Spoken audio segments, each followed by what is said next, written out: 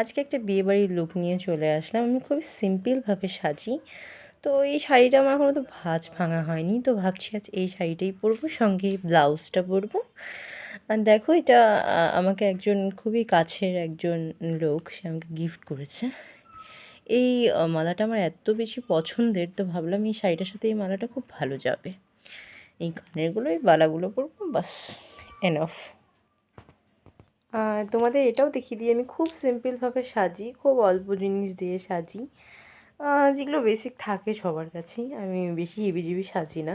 তো এই কটা জিনিস দিয়েই আজ আমি আমার লুকটা ক্রিয়েট করব, দেখতে থাকো।